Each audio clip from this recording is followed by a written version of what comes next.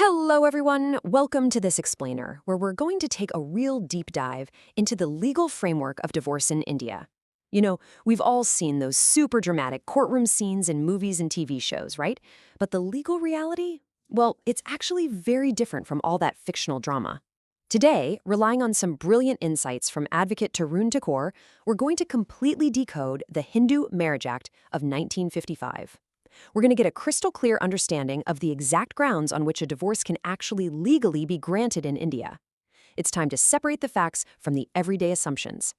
Okay, let's dive into this. So let's start with a situation that comes up literally all the time. Is we just don't get along a legal ground for divorce?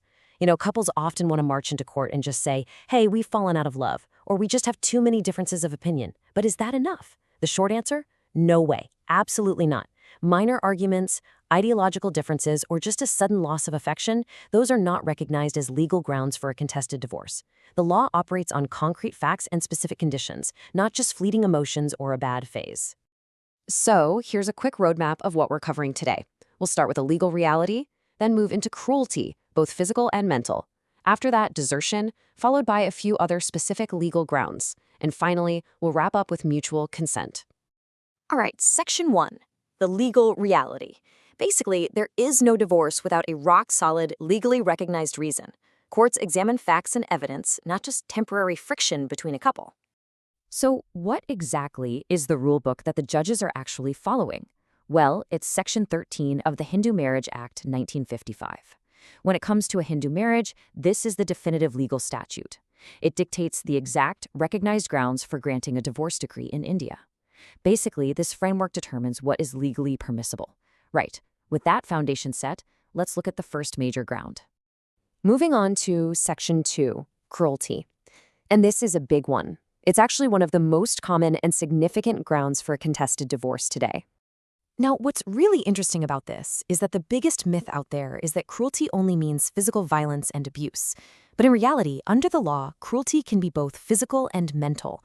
Both carry massive weight depending on the specific circumstances of the case.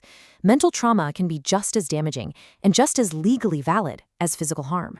But wait, how do courts actually distinguish between normal marital friction and legal mental cruelty? I mean, every couple argues, right? Occasional anger or bickering is just part of life, and the law totally gets that.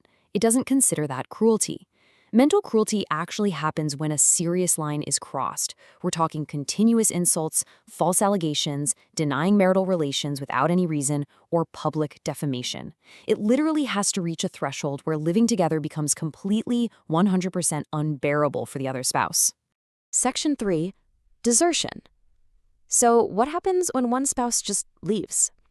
Let's look at how the law actually defines this. And this brilliantly illustrates the difference between everyday life and the courtroom. Let's say someone moves to another city for a new job, higher education, or maybe medical treatment. The law absolutely does not consider this desertion. Desertion specifically happens when a spouse leaves without a reasonable cause and without the consent of the other partner. The absolute most crucial element here is intent. There has to be a clear, verifiable intent to abandon the marriage completely and permanently. But, timing is everything here. The magic number to keep in mind is 2. Under the Hindu Marriage Act, desertion is only a valid legal ground if this separation, with that explicit intent to end the marriage, has continued for a minimum of 2 uninterrupted years. So a spouse just storming out for a few months after a really bad fight, that simply doesn't meet the criteria. All right, on to Section 4, the lightning round. Let's quickly go through some of the other highly specific legal grounds. Let's move to and see how this builds out the rest of Section 13. Beyond cruelty and desertion, a divorce decree can be granted for 4 other distinct reasons. First up, conversion, meaning if a spouse ceases to be a Hindu by converting to another religion. Second, an incurable mental disorder that is so severe that living together is just impossible. Third, renunciation of the world, like legally and religiously entering sannyas. And fourth, if a spouse is actually presumed dead. Now, regarding that last point about being presumed dead, the magic number here is 7. If a person hasn't been heard of as being alive for a continuous period of 7 years by the people who would naturally have heard from them, the law presumes they are deceased, and a divorce decree can absolutely be granted based on that. So, The crucial point is this reality check from advocate Tarun Thakur. He says merely alleging any of these grounds is not enough. You literally can't just walk into a courtroom and simply claim you've faced cruelty or been deserted. Nope, the burden of proof lies heavily on the person filing for the divorce. They have to present reliable, concrete evidence to back up their claims in court. Without solid proof, mere allegations aren't going to get you a divorce decree. Okay, Section 5, mutual consent. We've talked a whole lot about contested divorces and bitter court battles, but let's look at the peaceful alternative. If both the husband and wife have come to the realization that their marriage is irreparably broken, they just simply cannot live together, they don't have to fight it out. The law provides for divorce by mutual consent. They can jointly apply to legally end the marriage.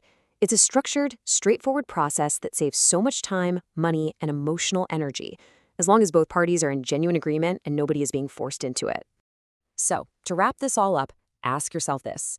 Every case is unique. So are you relying on actual legal facts and proper counsel, or just everyday assumptions? As we've seen today, every single marriage is different, and every divorce case has its own unique set of facts, circumstances, and evidence. Because of this, it is absolutely crucial to seek proper, qualified legal counsel for your specific situation, rather than just relying on hearsay from friends or movies. I really hope this explainer has helped demystify the legal realities of the Hindu Marriage Act for you.